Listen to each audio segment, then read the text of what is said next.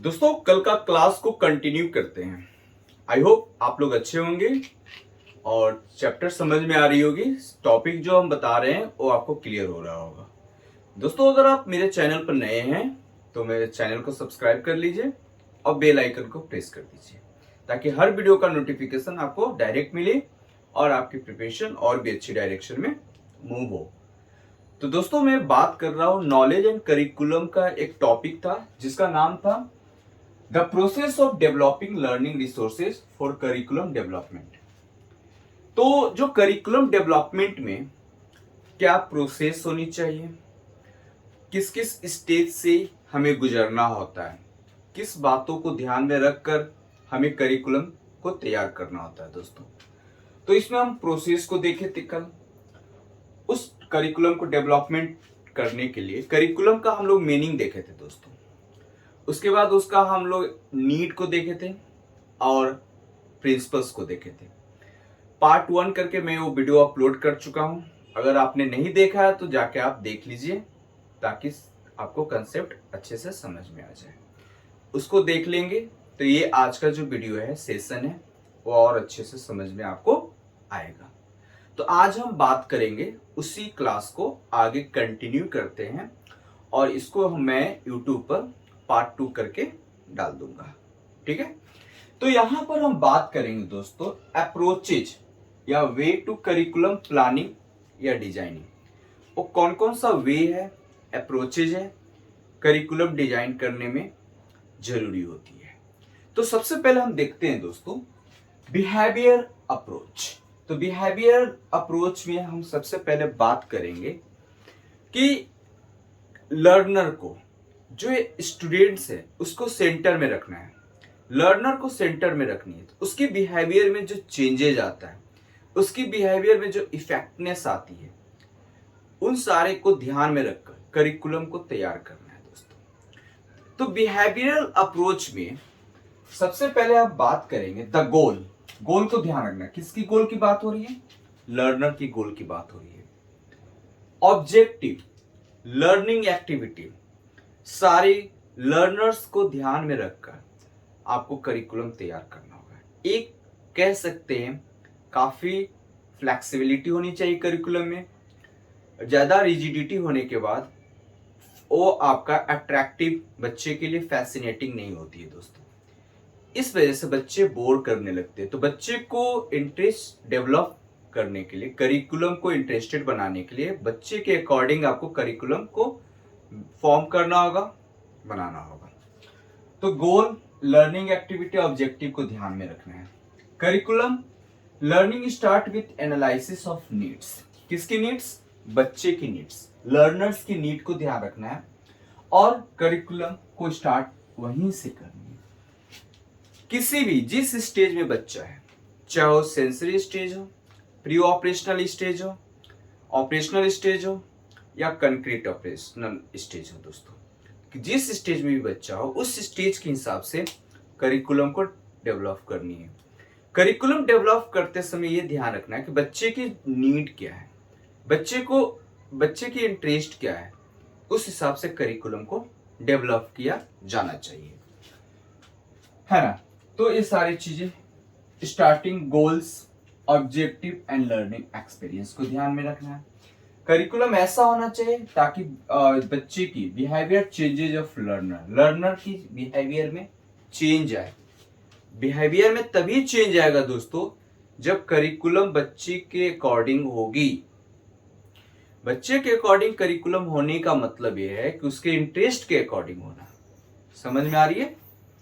दूसरी बात हम बात करेंगे मैनेजरियल अप्रोचेज। दोस्तों इसमें मैनेजरियल अप्रोचेज में मैनेजर का काम क्या होता है, जब भी आप कोई कंपनी में एक मैनेजर को अपॉइंट किया जाता है, उस मैनेजर का काम होता है उस कंपनी को लीड करना, उस कंपनी को मैनेजिंग करना, है ना, व्यवस्था को ठीक ठाक चलाना। वैसे ही करिकुलम में मैनेजरियल अप्रोच में हम बात करेंगे दोस्तों कि स्कूल्स के जो मैनेजर्स होते हैं, तो स्कूल्स के मैनेजर्स कौन हो जाएंगे, हमारे टीचर्स रहेंगे, प्रिंसिपल्स रहेंगे, टीचिंग स्टाफ रहेंगे, ये हमारे इम्पॉर्टेंट रोल प्ले करते हैं और हमारे स्कूल्स के मैनेजर होते हैं। तो मैनेजर में हम कह सकते हैं, प्रिंसिपल्स को मैनेजर कहेंगे दोस्तों, और उसके अंदर में टीचर्स होते हैं और उसके अंदर में जो स्टाफ्स हो गए वो होते हैं।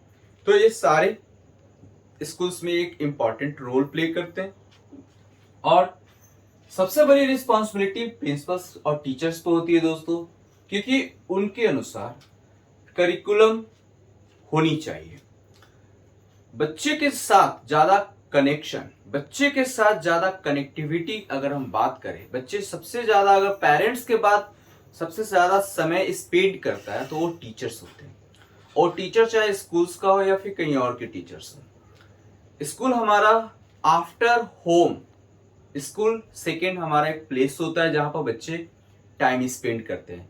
तो आपको करिकुलम, टीचर्स को ज्यादा मालूम होती है कि करिकुलम में क्या क्या इनबिल्ट करनी है, करिकुलम कैसी होनी चाहिए, ज्यादा फ्लेक्सिबिलिटी किस पॉइंट को ध्यान में रखना है बच्चे के अकॉर्डिंग। तो मैनेजर के काम प्रिंसिपल्स करेंगे और टीचर्स करेंगे। दूसरी बात करेंगे, सिस्टम अप्रोचेज की बात होगी। तो सिस्टम अप्रोचेज में बात करते हैं, एजुकेशन सिस्टम जो होती है दोस्तों, सबसे पहले एजुकेशन सिस्टम को जो डिस्क्राइब किया गया था जॉर्ज बेचम्प के द्वारा। जॉर्ज बेचम्प के द्वारा 1961 में एजुकेशनल सिस्टम के बारे में डिस्क्राइब किया गया था। एजुकेशनल अप्रोचेज में सिस्टम जो अप्रोच होगा, सिस्टम तो करिकुलम बनाते समय ध्यान रखना होगा कि आप एक सीक्वेंस में, आप एक सीरियल वे में क्या करना होगा, करिकुलम को बनाना होगा दोस्तों। ये नहीं कि पहले हार्ड कर दो आप, उसके बाद आप इजी करो, इजी टू हार्ड कह सकते हैं, है ना। तो करिकुलम में जो सिस्टम अप्रोच में, करिकुलम हमारा सिस्टम का एक पार्ट हो जाएगा। इंस्ट्रक्शन जो होगा, टीचर का इंस्ट्रक्शन, प्रिंसिपल का इंस्ट्रक्शन, जो भी हमारे जो पॉलिसी मेकर होते हैं उनके इंस्ट्रक्शन, ये सारी चीजों को ध्यान में रखना है दोस्तों। काउंसलिंग हमारे सिस्टम अप्रोचेज का एक पार्ट है। Administration is the part of our system approaches. And now evaluation, मूल्यांकन। करिकुलम ऐसी होनी चाहिए, यूनिट बाय यूनिट बच्चे की मूल्यांकन किया जाए और उनकी जांच की जाए कि एक यूनिट पढ़ने के बाद बच्चे ने क्या सीखा और उसे क्या ऐड ऑन करने की जरूरत है। इससे क्या होगा कि जब भी कोई बच्चा आगे का नॉलेज सीख रहा है तो प्रीवियस नॉलेज की अगर बात करें, वो कितना परसेंट उसके माइंड में है और वो कैसे आने वाला जो नॉलेज है, आगे का नॉलेज है, उसमें उसको कैसे सपोर्ट कर रहा है। इस टाइप से करिकुलम हो। ये नहीं कि ज्यादा गैप ना होना चाहिए। दूसरी यूनिट जब स्टार्ट करते हैं तो पहले यूनिट से उसकी कनेक्टिविटी होनी चाहिए, एक ब्रिज का काम करना चाहिए।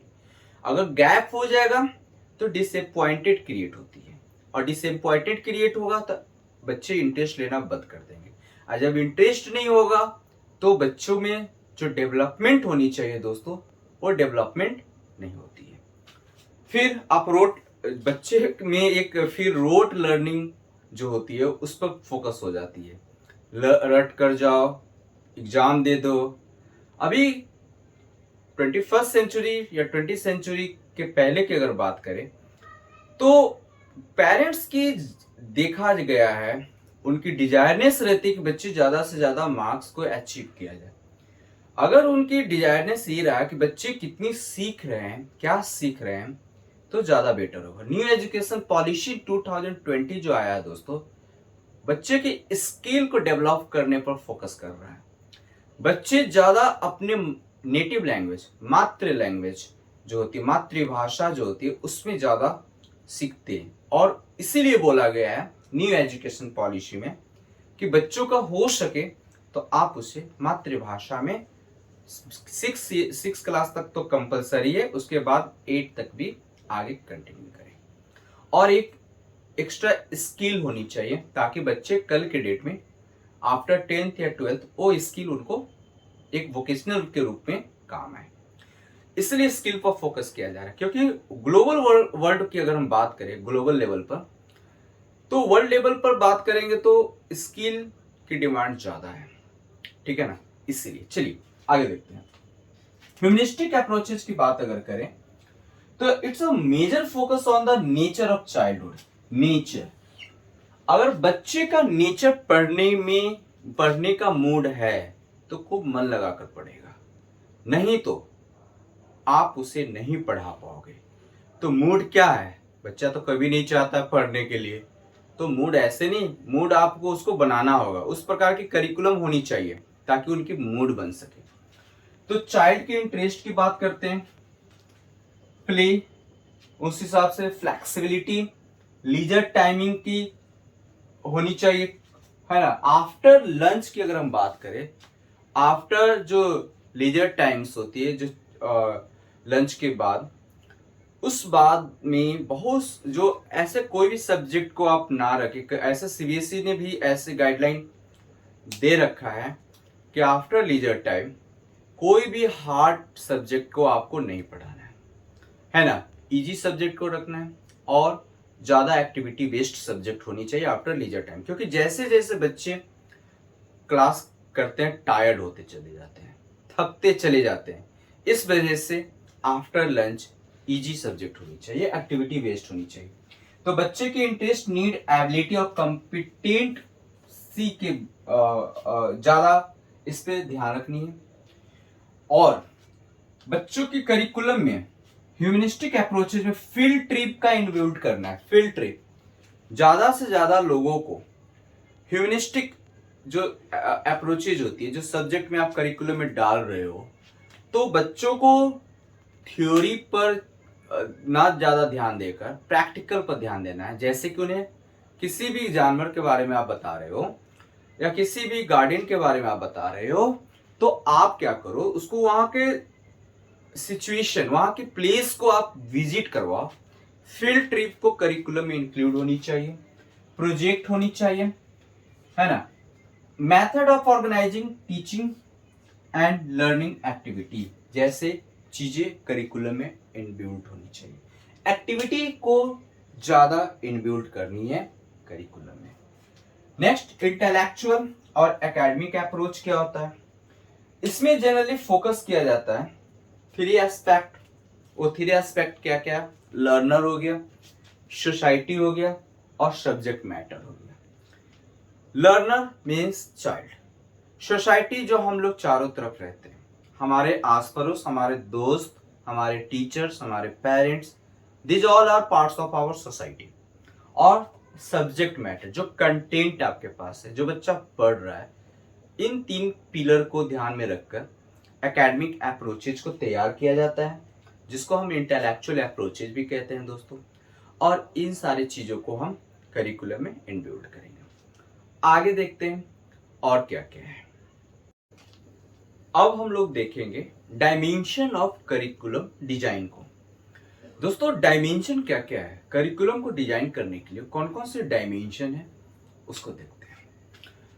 दोस्तों आपको मैं बता दूं कि करिकुलम से जो ये टॉपिक है, अगर आपको पीडीएफ फॉर्मेट में चाहिए तो आप डिस्क्रिप्शन बॉक्स में मैं एक लिंक दे दूंगा, उसको आप क्लिक करके आप डाउनलोड कर सकते हैं। वीडियो पसंद आ रहा है दोस्तों तो लाइक शेयर करते रहो, इससे मैं मोटिवेट होते रहता हूँ।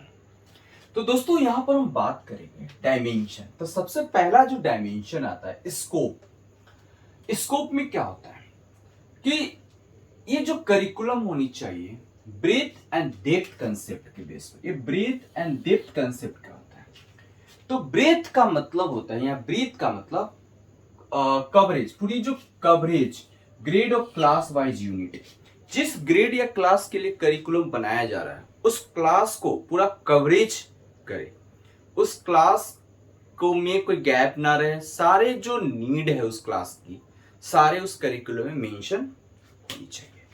तो ये होता है आपका कवरेज, ब्रेथ। और टॉपिक से रिलेटेड या फिर क्लास से रिलेटेड, सारे थीम से रिलेटेड सारा कवरेज हो, दैट इज कॉल्ड ब्रेथ।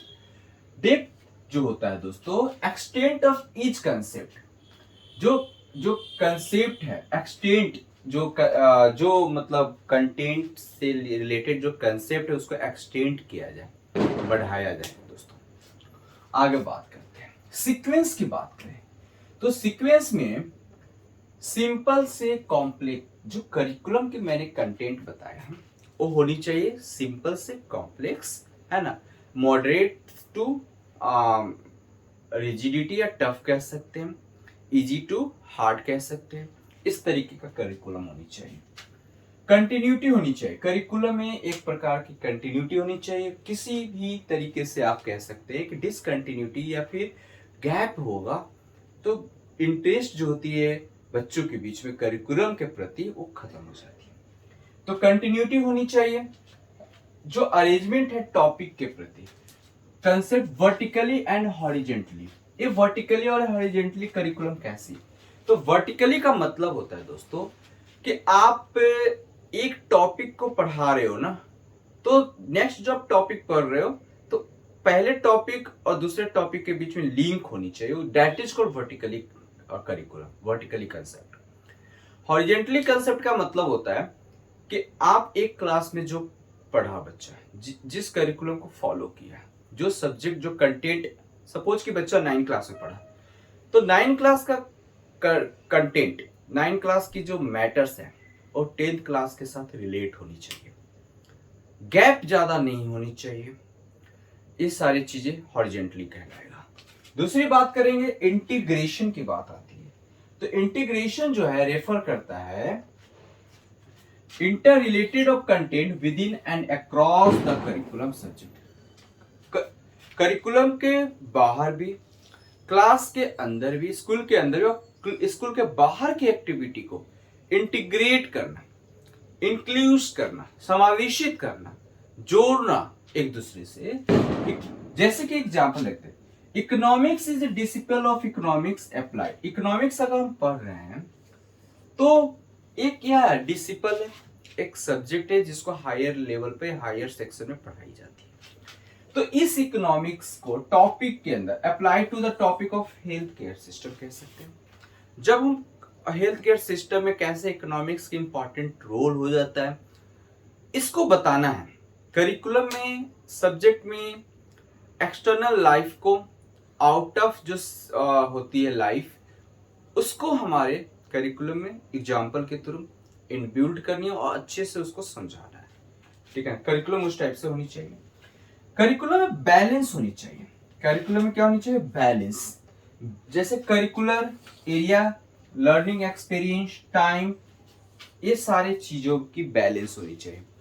कोई टॉपिक पर ज्यादा टाइम आप ना, किसी टॉपिक पर ज्यादा टाइम, किसी टॉपिक पर कम टाइम, ऐसा बिल्कुल नहीं होनी चाहिए। बैलेंस्ड होनी चाहिए। ध्यान ये रखना है कि किस टाइप का टॉपिक है। अगर टॉपिक हार्ड है तो इस हिसाब से उसको टाइम को स्लॉट डिवाइड करनी चाहिए। जो करिकुलर एरिया है उसको भी ध्यान में रखनी है। इन सारी चीजों को बैलेंस बनाकर करिकुलम को तैयार करना है। आगे देखते हैं दोस्तों और क्या क्या है करिकुलम को तैयार करने के लिए। अब बात करते हैं कि करिकुलम जो है अलग अलग स्टेजेस पर कैसी होनी चाहिए। डिफरेंट स्टेजेस में करिकुलम कैसे बनाया जाना चाहिए और किस टाइप की करिकुलम होनी चाहिए उसको देखते हैं। दोस्तों करिकुलम जो है डिफरेंट स्टेजेस पर, जैसे कि प्री प्राइमरी स्टेजेस पर करिकुलम कैसी होनी चाहिए, प्राइमरी एंड अपर प्राइमरी जिसको एलिमेंट्री एजुकेशन भी कहते हैं, एलिमेंट्री स्टेजेस पर करिकुलम कैसी होनी चाहिए, सेकेंडरी स्टेजेस पर करिकुलम कैसी होनी चाहिए, हायर सेकेंडरी और यूनिवर्सिटी लेवल पर करिकुलम कैसी होनी चाहिए। दोस्तों प्री प्राइमरी मीन्स कह सकते हैं कि जो किडन गार्डन जो स्कूल्स होते हैं, केजी, तो उस नर्सरी जिसमें हम बात करते हैं एलकेजी, यूकेजी जैसे क्लासेस जो होती है उसकी मैं बात कर रहा हूँ। तो उसमें जो बच्चे का जो एज होता है अप्रॉक्स 3-5 ईयर्स ऐसे समथिंग, तो उस स्टेज में जो करिकुलम होनी चाहिए उन्हें ज़्यादा स्ट्रिक्ट बिल्कुल नहीं होनी चाहिए। और करिकुलम ऐसा होना चाहिए जैसे कि गेम से हम उसे सिखा सकें, समझा सकें, पढ़ा सकें। तो करिकुलम में हम पढ़ाने का जो हम लोग का जो टीच करते हैं, लर्न करते हैं, बच्चों को जो सिखाते हैं through the play, listening to story, story को सुनाकर बच्चों को हम सिखाते हैं। तो करिकुलम में इन सारे चीजों को जगह देनी चाहिए। आर्ट एंड क्राफ्ट होनी चाहिए करिकुलम में, वैसा करिकुलम आप बनाओ। डांस, सॉन्ग, इन सारे को करिकुलम में इंक्लूड करनी है। Primary and upper primary stages में अगर हम बात करें दोस्तों, जिसको हम एलिमेंट्री स्टेजेस कहते हैं, इसमें जनरली लिटरेसी स्किल पर हमारी जो लिटरेसी स्किल्स होती है, जैसे कि हम बात करते हैं reading style, writing styles, reading comprehension, इन सारी चीजों को फोकस किया जाता है। उसको अच्छा करने की कोशिश करने के लिए करिकुलम उस हिसाब से बनाया जाता है एलिमेंट्री स्टेजेस पर। उस पर फोकस की ये भी किया जाता है कि जो बेसिक्स अर्थमेटिक का जो कैलकुलेशन होती है, like shape, pattern, addition, subtraction, multiplication, divisions, इन सारे टाइप के कैलकुलेशन को भी ध्यान में रखकर, नंबर कंसेप्ट को ध्यान में रखकर बच्चे को कंसेप्ट को डेवलप करना है। ठीक है। दूसरी बात करते हैं learning from concrete to abstract. Elementary stages में कंक्रीट टू एब्स्ट्रैक्ट की ओर क्या करना है, पहले बच्चे जो चीज जान रहा है, चलो ये चीज मैं बार बार बताता हूँ, concrete to abstract. Concrete like that कि जिसको आप छू कर, जो आपके सामने अपीयरेंस है दोस्तों, उसको सीखना। और जो किंतु परंतु जैसे आउट ऑफ एब्स्ट्रैक्ट जिसको फील करते हो आप, उस टाइप के नॉलेज को बाद में सीखना, वहां बाद में पहुंचना, इस टाइप की चीजों को ध्यान देनी है करिकुलम को बनाते समय। और जो एलिमेंट्री स्टेजेस होता है वो क्लास 1 से लेकर 8 क्लास तक एलिमेंट्री स्टेजेस में आ जाती है। सेकेंडरी स्टेजेस में जनरली एडोलेसेंट जो होती है दोस्तों, इसमें आपका क्लास 8 के बाद जो बच्चे का एज 13-14 के बाद जो एडोलेसेंट की बात करें, वो स्टेज को हम बोलते हैं सेकेंडरी क्लास या स्टेजेस में आ जाती है। चिल्ड्रेन आर मोर एनर्जेटिक, इसमें बच्चे काफी ज्यादा एनर्जेटिक हो जाते हैं, अपने एनर्जी को कंट्रोल नहीं कर पाते हैं, डिस्ट्रैक्ट हो सकते हैं। तो उस हिसाब से करिकुलम को बनाइए। बच्चे की जो एनर्जी है उसको आप कहीं ना कहीं सही डायरेक्शन में हमें मूव करनी है, यूटिलाइज करनी है। उस हिसाब से करिकुलम बनाइए ताकि बच्चे की इंटरेस्ट बना रहे। तो इस हिसाब से एनर्जेटिक को ध्यान रखनी है। Much focus on a critical thinking, इसमें जो बच्चे क्रिटिकल थिंकिंग जैसे सोच को क्या करना है, आपको करिकुलम में जगह देनी है। प्रॉब्लम सॉल्विंग जैसे कंसेप्ट को डेवलप करना, analysis, reasoning, imagination and collaboration work जैसे सब्जेक्ट को करिकुलम में जगह देनी है दोस्तों। हायर सेकेंडरी की बात करें तो follow breath and depth concept को फॉलो करनी है, और उसमें ज्यादा से ज्यादा सब्जेक्ट टेक्स्ट बुक को ध्यान में रखनी है, टेक्स्ट बुक पर फोकस करनी है, टेक्स्ट बुक को केयरफुली तैयार करनी है, प्लान के तहत तैयार करनी है। यूनिवर्सिटी लेवल की बात करें तो यहाँ पर करिकुलम ये अपने आप में एक रिसर्च सेक्शन आ जाती है। यूनिवर्सिटी लेवल पर बच्चे काफी ज्यादा ब्रॉड माइंडेड हो जाती है।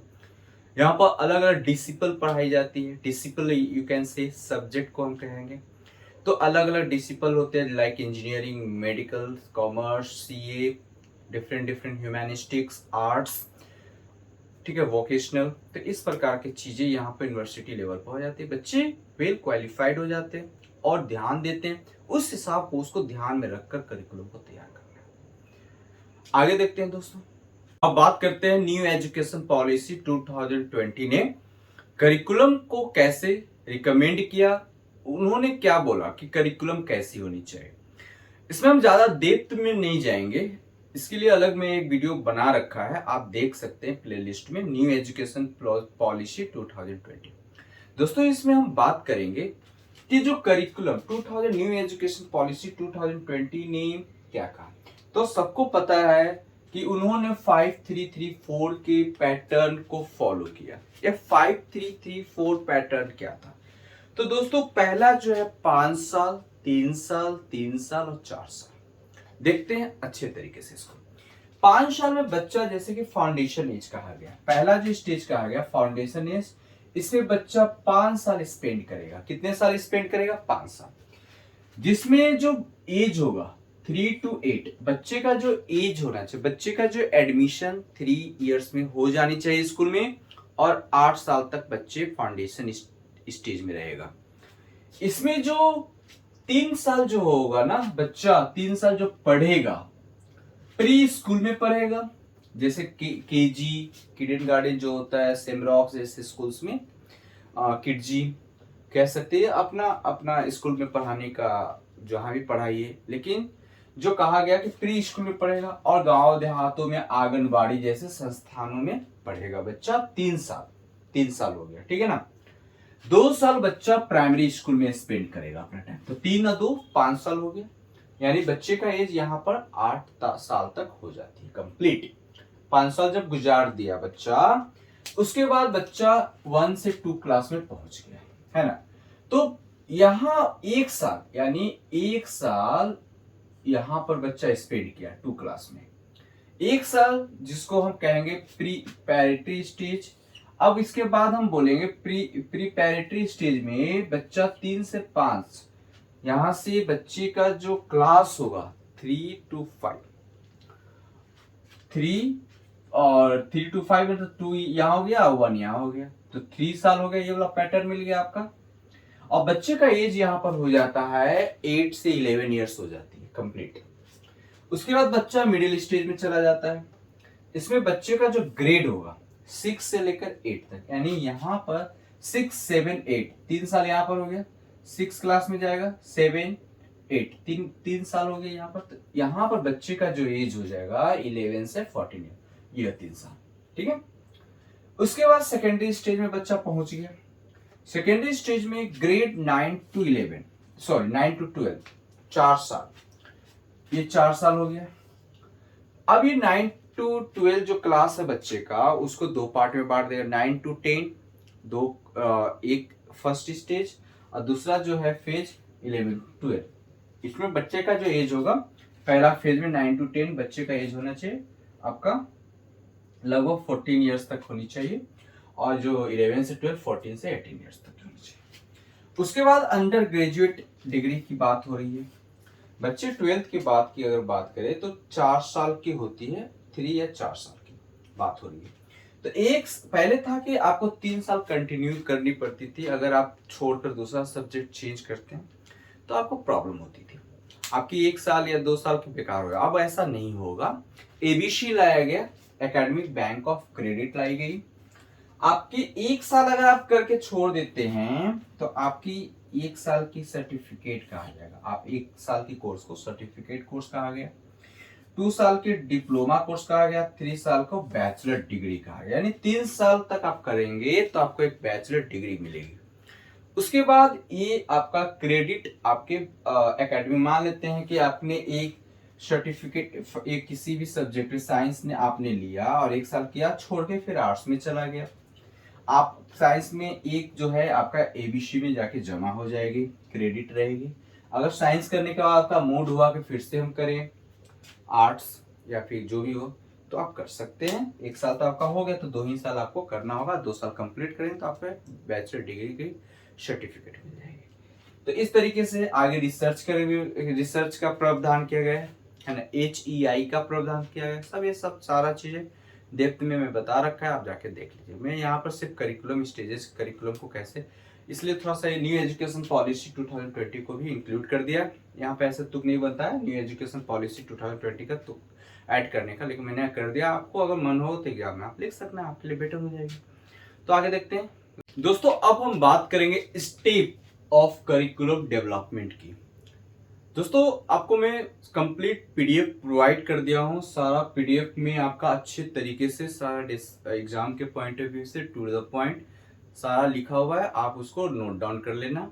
मैं यहाँ पर आपको समझाते चल रहा हूँ, दोनों चीजें साथ में चलेगी तो ज्यादा अच्छा रहेगा।